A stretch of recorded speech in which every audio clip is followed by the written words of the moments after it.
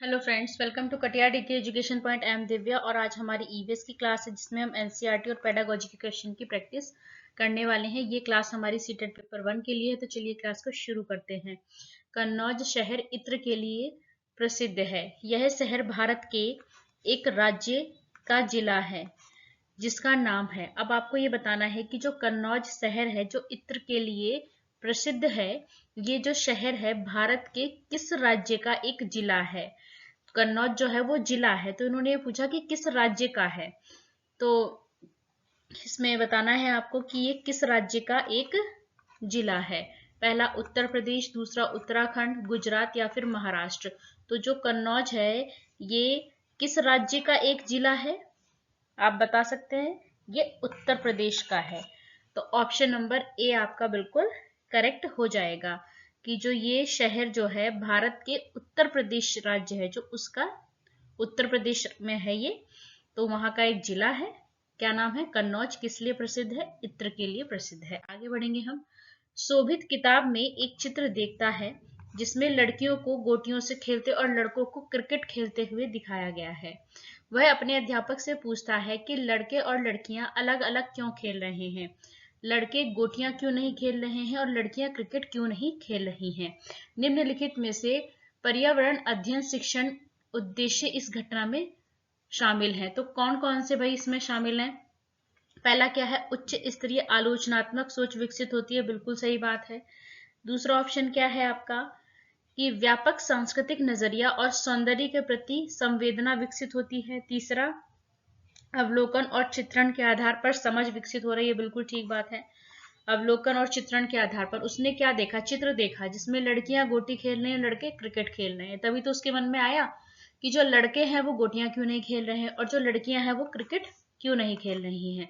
तो अवलोकन और चित्रण के आधार पर समझ विकसित हुई है ना। उच्च स्तरीय आलोचनात्मक सोच विकसित हुई है ना। और तीसरा ऑप्शन डी ऑप्शन क्या है आपका? सामाजिक घटना के बारे में जिज्ञासु बनने के लिए संज्ञानात्मक क्षमता विकसित करना। ये बात भी बिल्कुल ठीक है। तो आपका ए सी डी तो ठीक लग रहा है, बी गलत है आपका, है ना। हाँ, बी नहीं सही होगा आपका कि व्यापक सांस्कृतिक नजरिया और ये कुछ नहीं है, ये गलत है आपका। ए सी और डी आपका करेक्ट हो जाएगा इसमें। तो ए सी डी लास्ट में दे रखा है आपका।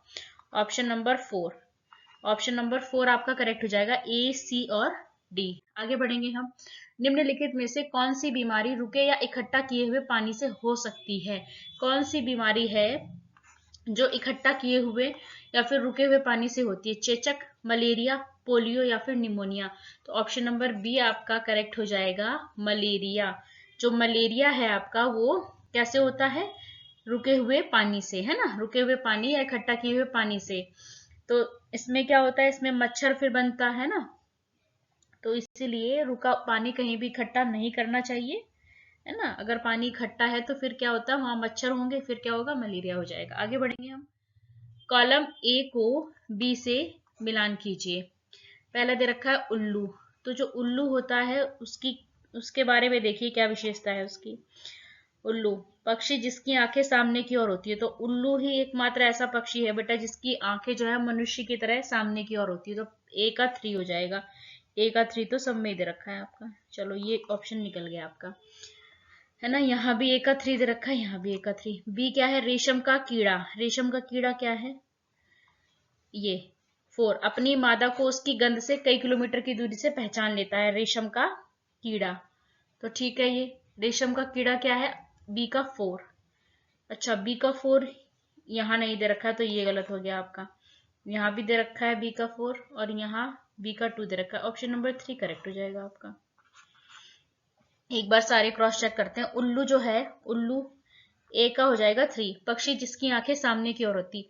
रेशम का कीड़ा जो होता है अपनी मादा को उसकी गंध से कई किलोमीटर की दूरी से पहचान लेता है। तो बी का 4। सी बाज। बाज क्या है? ये ऊपर ऑप्शन नंबर 1 हमसे 4 गुनी दूरी से देख सकने वाला पक्षी। सी का 1 हो जाएगा। स्लॉथ जो है दिन के लगभग 17 घंटे। बिल्कुल ठीक बात है। डी का 2 हो जाएगा। ठीक है, ऑप्शन नंबर 3 आपका बिल्कुल इसमें करेक्ट हो जाता है। आगे बढ़ेंगे हम। कर्णम मल्लेश्वरी के विषय में नीचे दिए गए कथनों पर विचार कीजिए। वे अंतरराष्ट्रीय ख्याति प्राप्त वेट लिफ्टर हैं। बिल्कुल ठीक। कर्णम मल्लेश्वरी जो है वो अंतरराष्ट्रीय ख्याति प्राप्त वेट लिफ्टर है। बिल्कुल ठीक। वे कर्नाटक की है, ये ऑप्शन गलत है बेटा, वो कर्नाटक की नहीं है, बी ऑप्शन आपका गलत हो गया। सी क्या है, उन्होंने अपने नाम पर बहुत रिकॉर्ड बनाए हैं, वो 130 किलोग्राम तक भार उठा सकती हैं, बिल्कुल ठीक बात है। डी क्या है, जब वे 12 वर्ष की थी तभी से भार उठाने का अभ्यास कर रही हैं, ये बात भी बिल्कुल ठीक है। तो इसमें बी गलत है आपका, भाई वो कर्नाटक की नहीं थी, वो आंध्र प्रदेश की रहने वाली है। कहाँ की, आंध्र प्रदेश की, यहाँ दे दिया कर्नाटक, तो ये गलत हो गया, आंध्र प्रदेश की है वो, ठीक है। तो यहाँ पर ए सी डी आपका करेक्ट हो जाएगा, ऑप्शन नंबर 2, ए सी और डी। आगे बढ़ेंगे हम। ईवीएस में शिक्षार्थियों का आकलन करते समय बचना होगा, किस चीज से आपको बचना होगा? पहला क्या है, जानकारी एकत्रित करने में विभिन्न तरीके के उपयोग करना है, बिल्कुल ठीक है। जानकारी एकत्रित करने के लिए आपको विभिन्न तरीके अपनाने चाहिए, बिल्कुल ठीक है। अधिक सटीक विवरण के लिए घटना की तत्काल रिकॉर्डिंग करने से, अधिक सटीक अगर आपको विवरण निकालना है तो घटना की तत्काल रिकॉर्डिंग करनी चाहिए, तो बात बिल्कुल ठीक है। आपको क्या कहा, जिससे बचना है, मतलब जो गलत है, जो आपको नहीं करना, ये तो ठीक है। तीसरा क्या है, आकलन के आधार के रूप में समूह का उपयोग करना, ये भी बात ठीक ठीक सी है। अगला क्या है, आकलन करते समय तकनीकी भाषा, ये गलत है बेटा, तकनीकी भाषा का उपयोग नहीं करेंगे हम, तो तकनीकी भाषा के उपयोग से हमें बचना है। यहाँ पे क्या कहा गया, किससे बचना है, मतलब हमें क्या नहीं करना है, तो ऑप्शन नंबर डी आपका बिल्कुल करेक्ट हो जाएगा। भाई तकनीकी भाषा का प्रयोग आप नहीं करेंगे, है ना। तो आपसे क्या कहा गया कि आपको किससे बचना चाहिए, तो तकनीकी भाषा के उपयोग करने से हमें बचना होगा, तो यही आपका करेक्ट आंसर हो जाएगा। आगे बढ़ेंगे हम। रेगिस्तानी ओक नामक पेड़ के बारे में निम्नलिखित में से कौन सही नहीं है? जो आपका डेजर्ट ओक है, रेगिस्तानी ओक है, उसके बारे में कौन सी बात सही नहीं है? इसमें पत्तों की जगह कांटे होते हैं, इसकी जड़ें उथली होती हैं, उथली जड़ें होती हैं, यह अपने स्तंभ में यानी कि तने में जल संग्रहित करता है, यह 3 मीटर से अधिक लंबा होता है। तो कौन सी सही नहीं है बेटा? इसकी जो जड़ें होती है ना, इसकी लंबाई का 30 गुना है, कितना, 30 गुना नीचे गहराई में जाती है, और इसमें क्या रखा कि इसकी जड़ें उथली होती हैं, तो ये बात तो गलत है। तो आपसे गलत ही तो पूछा गया था, तो ऑप्शन नंबर बी गलत है, इसीलिए यही आपका करेक्ट आंसर हो जाएगा। देखो इसमें पत्तों की जगह कांटे होते हैं, ये तो बिल्कुल ठीक है, और आपसे क्या पूछा गया, जो गलत है, तो ये तो करेक्ट हो गया, ये तो होगा नहीं। इसका जो तना होता है उसमें पानी एकत्रित होता है, बिल्कुल ठीक है, और ये 3 मीटर से भी लंबा होता है, ठीक है, लेकिन इसकी जो जड़ें होती हैं वो इसकी लंबाई का 30 गुना गहराई में जाती हैं, और यहाँ क्या दे दिया कि इसकी जड़ें जो है वो उथली होती हैं, तो ये तो गलत हो गया ना आपसे, तो यही पूछा गया, ऑप्शन नंबर बी आपका गलत है, तो इसीलिए आपसे गलत पूछा गया, तो यही आपका करेक्ट आंसर होगा। आगे बढ़ेंगे हम। निम्नलिखित में से कौन से कथन पर्यावरण अध्ययन के उद्देश्य हैं? अब वो बताने हैं जो उद्देश्य हैं आपके। पहला ऑप्शन क्या है, पर्यावरण के बारे में प्रत्यक्ष जानकारी, परिभाषा और विवरण। देखो परिभाषा जहां भी आ जाए ना वो गलत होता है, तो पहला ऑप्शन तो आपका गलत हो गया, परिभाषाएं गलत होता है ना।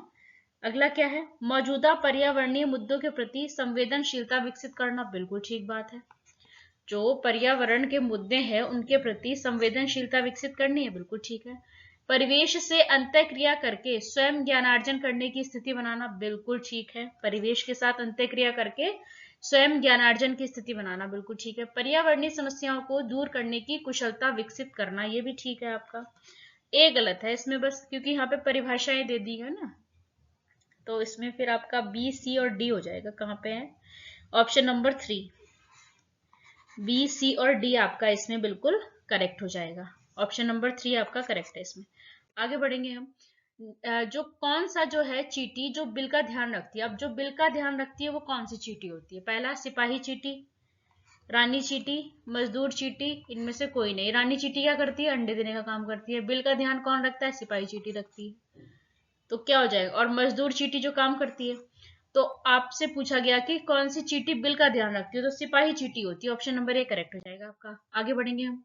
निम्नलिखित कथनों पर जो है ए और बी है उन पर विचार कीजिए। ए क्या है, मनाली में ढालू छतों वाले मजबूत बांस के खंभों पर बने ऊंचे उठे हुए लकड़ी के घर बनाए जाते हैं। क्या जो मनाली है वहां पे बांस के खंभों पर घर बनाए जाते हैं? दूसरा क्या है, कि भाई मनाली में बारिश बहुत होती है और बर्फ भी पड़ती है, ये बात तो ठीक है कि मनाली में बारिश होती है, बर्फ पड़ती है, लेकिन इसका मतलब ये थोड़ी ना है कि मनाली में बांस के खंभों पर घर बनाए जाएंगे। बांस के खंभों पर जो घर बनाए जाते हैं वो असम में बनाए जाते हैं। तो इसमें क्या है, ए गलत हो गया आपका, बी सही है आपका। देखो ए तो गलत है, यहां दे दिया ए सही है, ये तो गलत हो गया। ए और बी दोनों गलत है, ये होगा नहीं क्योंकि बी सही है, दोनों सही। ऑप्शन नंबर ए ही बचता है आपका। क्या, ए गलत है लेकिन बी सही है। बी ठीक है कि मनाली में बारिश होती है और बर्फ गिरती है, ये बात ठीक है, लेकिन मनाली में जो घर है वो बांस के खंभों पर नहीं बनाए जाते हैं। मनाली के घर जो है वो बांस के खंभों पर नहीं बनते हैं। बांस के खंभों पर घर कहाँ बनाए जाते हैं, असम में बनाए जाते हैं। तो इसीलिए ए तो गलत है आपका, लेकिन बी आपका सही है। ऑप्शन नंबर 1 आपका करेक्ट हो जाएगा। आगे बढ़ेंगे हम। रमेश कक्षा 5 में जंतुओं को पढ़ाने के लिए एक नाटक का उपयोग करना चाहता है, उसे क्या करना चाहिए? पहले से लिखित नाटक का चयन कर निर्देशित करना चाहिए, स्वयं नाटक लिखकर निर्देशित करना चाहिए, विद्यार्थियों से नाटक लिखने और अभिनय करने को कहना चाहिए। डी क्या है, पहले से मंचित और अभिनीत नाटक को खोजो। अब एक बात बताओ, इसमें इसमें ऐसा कौन सा ऑप्शन है जिसमें सबसे ज्यादा एक्टिव बच्चा है? आप खुद ही देखो। इसमें क्या कहा गया कि रमेश जो है वो बच्चों को जंतुओं के बारे में पढ़ाना चाहता है और उसके लिए नाटक का उपयोग करना चाहता है। तो उसे क्या करना चाहिए? पहले से लिखे हुए नाटक का चयन करना चाहिए, स्वयं नाटक मतलब रमेश खुद ही नाटक लिख दे, तीसरा क्या है, बच्चों से नाटक लिखने और अभिनय करने को कहे, या फिर पहले से ही मंचित और अभिनीत नाटक को खोजे। इन चारों ऑप्शन में सबसे ज्यादा एक्टिव बच्चा कहाँ है? बच्चा है ऑप्शन नंबर सी में। आप बच्चे से ही कहिए कि बच्चा खुद नाटक लिखे और अभिनय करे, तो यही करेक्ट होगा आपका। भाई पहले पहले ऑप्शन में क्या है कि जो नाटक पहले से लिखा गया था उसका चयन कर ले रमेश, या रमेश खुद कोई नाटक लिख के ले आए, दूसरे ऑप्शन में ये बात कही जा रही है। तीसरे में क्या कि जो पहले से नाटक जिसका मंचन हो गया हो, भाई उसको आप खोज लो और उसको बता दो। तो ये, और सी ऑप्शन क्या कहता है कि बच्चे से कहिए, बच्चा खुद नाटक लिखेगा और उसका अभिनय करेगा। तो सबसे बेस्ट तो यही हुआ ना आपका। तो ऑप्शन नंबर सी आपका बेस्ट हो जाएगा, ये सारे ही आपके गलत हो जाएंगे। सी आपका करेक्ट हो जाएगा। आगे बढ़ेंगे। नीचे दी गई पहली को हल कीजिए। कुहू कुहू आवाज लगाती, मधुर मधुर में गीत सुनाती, सबके मन को हूं मैं भाती, बोलो मैं हूं, मैं कौन कहलाती, बोलो मैं हूं क्या कहलाती। मैना, तोता, फाख्ता, कोयल। कुहू कुहू की आवाज कौन निकालता? कोयल। ऑप्शन नंबर डी आपका करेक्ट हो जाएगा। आगे बढ़ेंगे। पर्यावरण अध्ययन की प्रकृति को निम्नलिखित में से कौन सा कथन सर्वोत्तम प्रकार से प्रदर्शित करता है? पहला ऑप्शन है, पर्यावरण अध्ययन अपने आप में कोई अलग विषय नहीं है। दूसरा, पर्यावरण अध्ययन उच्च प्राथमिक कक्षाओं के विषय की पूर्व तैयारी है। पर्यावरण अध्ययन पर्यावरण और पर्यावरणीय समस्याओं के बारे में जागरूकता एवं संवेदनशीलता है। पर्यावरण अध्ययन जो है वो पर्यावरणीय समस्याओं को दूर करने की कुशलता है। आप मुझे बताइए कि जो पर्यावरण अध्ययन की प्रकृति है ना, तो कौन सा जो है कथन उसको सही से प्रदर्शित कर रहा है? पर्यावरण जो है अपने आप में कोई अलग विषय नहीं है। पर्यावरण उच्च प्राथमिक कक्षाओं की पूर्व तैयारी, ये तो गलत हो गया। पर्यावरण पर्यावरणीय समस्याओं को दूर करने की कुशलता है, क्या सिर्फ इतना ही? नहीं। ऑप्शन नंबर सी देखो आपका क्या है कि पर्यावरण अध्ययन जो है वो पर्यावरण और पर्यावरणीय समस्याओं के बारे में जागरूकता और संवेदनशीलता है। इन चारों ऑप्शंस को पढ़ने के बाद आप देखो कि बेस्ट कौन सा है। देखो ये क्या है कि उच्च प्राथमिक कक्षाओं के विषय की पूर्व तैयारी, ये तो होता नहीं है, तो गलत है, ठीक है। लेकिन सी ऑप्शन आपका बिल्कुल करेक्ट है। उसमें क्या क्या कि पर्यावरण जो है, पर्यावरण अध्ययन जो है वो पर्यावरण और पर्यावरण समस्याओं के प्रति जागरूकता और संवेदनशीलता है। ऑप्शन नंबर सी आपका करेक्ट हो जाएगा। आगे बढ़ेंगे हम। निम्नलिखित में से कौन सा कीट जो है वो मधुमक्खी जैसे कॉलोनी में एक साथ नहीं रहता है? चींटी कॉलोनी में रहती है, दीमक ये भी कॉलोनी में रहता है, ततैया ये भी कॉलोनी में रहती है, लेकिन मकड़ी, आपने देखा होगा जो मकड़ी का जाला होता है उसमें मकड़ी हमेशा अकेली होती है। ऐसा नहीं है कि 3-4 मकड़ी एक ही जाले में ना। चींटी क्या है, समूह में रहती है, कॉलोनी में रहती है। दीमक भी आपको समूह में मिल जाएगी, ततैया भी, है ना। लेकिन जो मकड़ी होती है आपकी वो अकेली रहती है, वो किसी कॉलोनी में नहीं रहती है। तो इसलिए आप मकड़ी का जाला जरूर देखें, अगर आप में से किसी ने नहीं देखा होगा तो उसमें मकड़ी अकेली ही होती है हमेशा, है ना। तो बाकी चींटी, दीमक, ततैया, मधुमक्खी ये क्या है, ये समूह में रहते हैं।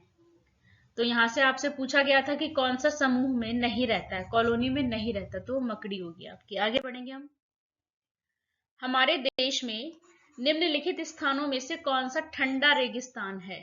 ठंडा रेगिस्तान किसे कहते हैं, लद्दाख को कहते हैं, कोल्ड डेजर्ट।